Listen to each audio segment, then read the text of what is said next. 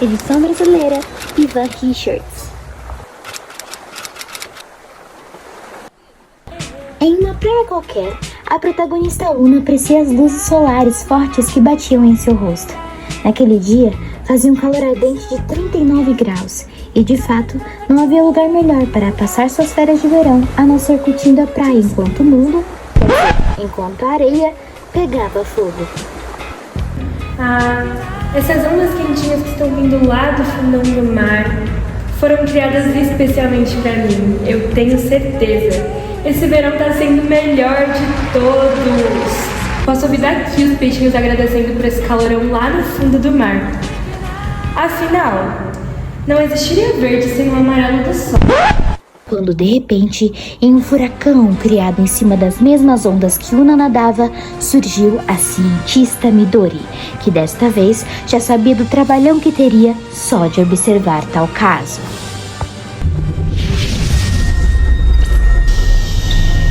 Meu Deus!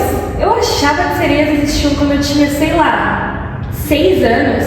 Mas elas tinham caudas e não usavam óculos. Se você não se parece com isso, quem é você?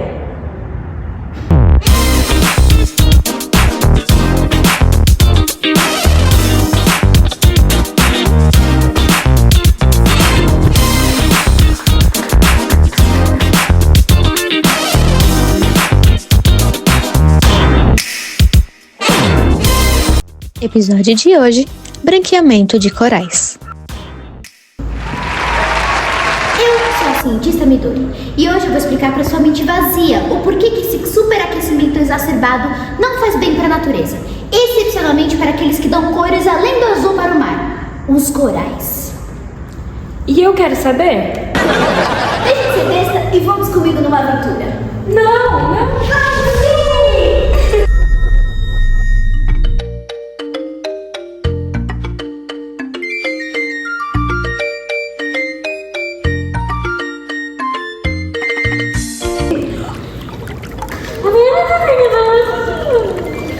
Isso aqui é um desenho animado, não é uma série real, besta.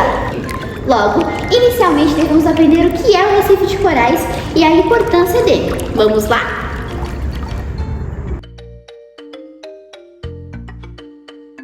Recifes de corais são ecossistemas marinhos que apresentam grande biodiversidade e uma beleza inexplicável.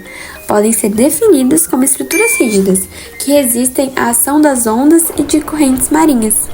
São formados por organismos que possuem esqueleto calcário, e estes corais encontram-se na biologia no filo Cnidaria. Várias espécies encontram nos recifes de corais condições adequadas para o seu desenvolvimento e reprodução. Neste local, também muitos predadores conseguem as suas presas.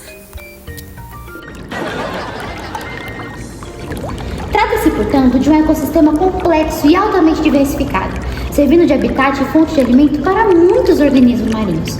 Além disso, protegem as regiões costeiras contra a erosão e a força das tempestades, contribuem para a economia por meio da pesca e do turismo e oferecem compostos valiosos para pesquisas médicas. Sensíveis às mudanças climáticas, os recifes também funcionam como indicadores da saúde dos oceanos, tornando sua preservação essencial como um equilíbrio ecológico. Tá, mas o que o calor tem a ver com eles? Pois bem, antes de falarmos sobre o superaquecimento e enfraquecimento dos corais por meio da alta temperatura dos oceanos, é necessário falarmos das zooxantelas. Quê? Pois é, elas podem ter um nome meio estranho, mas são a parte mais importante do processo inteiro. O coral já é uma criatura meio peculiar no reino animal, não é? É um bicho que parece planta e às vezes parece pedra, mas garanto que é um bicho que não é nem planta e nem pedra. Isso se deve às zooxantelas, também chamadas de xantelas, viu?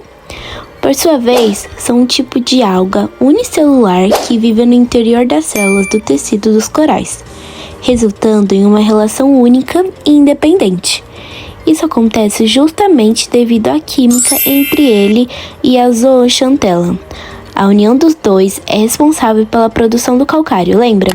A que comentamos agora há pouco, que forma o exoesqueleto que recobre o coral e serve de proteção, tanto para ele quanto para ela. A sobrevivência dos recifes de corais de água rasa depende da sua união com a célula vegetal dos zooxantelas em seu anterior. Isso acontece porque, ao realizar a fotossíntese, a zooxantela complementa a dieta dos corais com açúcares, aminoácidos e outros nutrientes, além de prover boa parte do oxigênio que eles precisam. Em troca, os corais fornecem o dióxido de carbono e alguns outros nutrientes que essas algas necessitam. Nossa, então é a mesma coisa de eu oferecer um bis pro meu irmão em troca dele fazer minha lição de casa? É mais ou menos por aí. As zooxantelas parecem comigo, então. Gostei. Enfim, além disso tudo, as zooxantelas também são responsáveis pela beleza incomparável dos corais. Afinal, a variedade de cores que observamos na maioria dos corais só vem por causa dessa relação deles com as algas. Quando a zooxantela se vai, o coral ganha uma aparência bem branquiçada, meio triste, sabe? Me sinto assim quando não faço as unhas. E é bem aí que queremos chegar, no processo de embranquecimento dos corais. Tadinhos! Ele é causado quando a temperatura da água fica 1 grau Celsius acima da média a longo prazo. Diante desse estresse térmico, os corais expulsam as algas que vivem em seus tecidos, as zooxantelas, o que leva à perda de suas cores vibrantes, revelando o seu esqueleto calcário, que é branco. Sem as algas como suas parceiras inabaláveis, eles conseguem sobreviver por algum tempo, mas ainda mais ficam sujeitos a doenças e até à morte.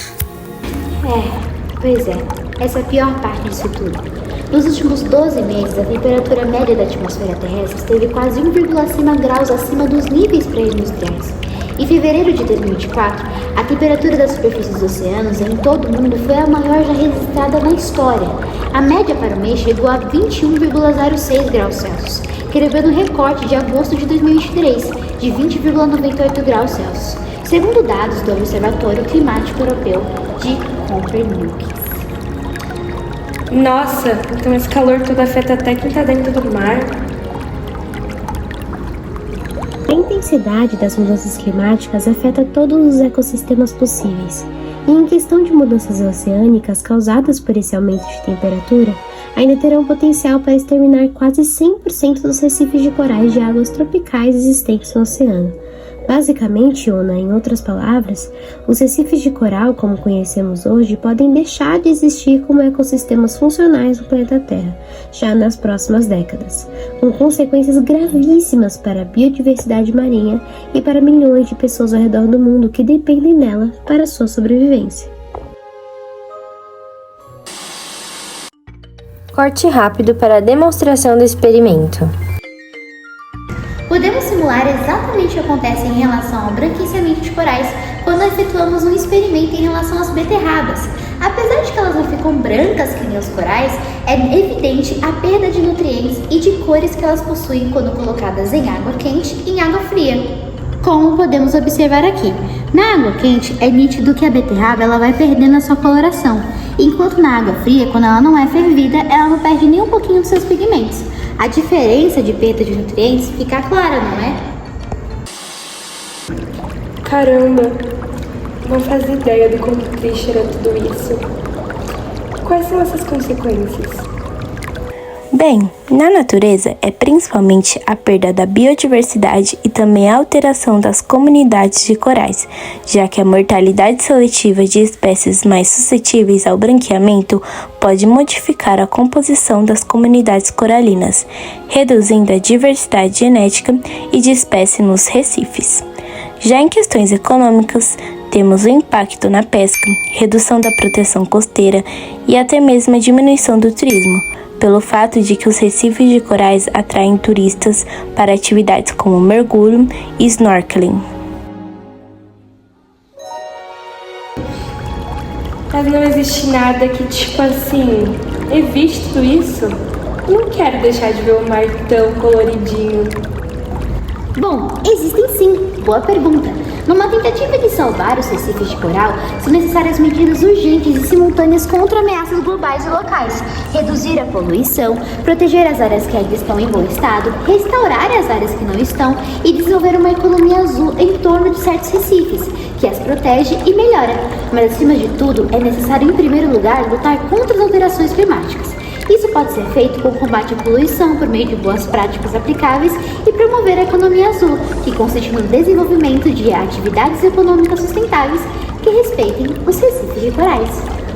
Ah, é exatamente isso que você veio fazer comigo hoje, né? Me arrastando pro fundo do mar. Agora eu te entendo. Pois é, exatamente. Agora você entendeu por que esse calorzão não faz bem pros corais? Sim, entendi. De fato, solucionamos muitos problemas. Obrigada, cientista Midori. De nada. E agora, seguirei meu... E assim acaba mais uma jornada conscientizadora de Midori. Qual será a sua próxima?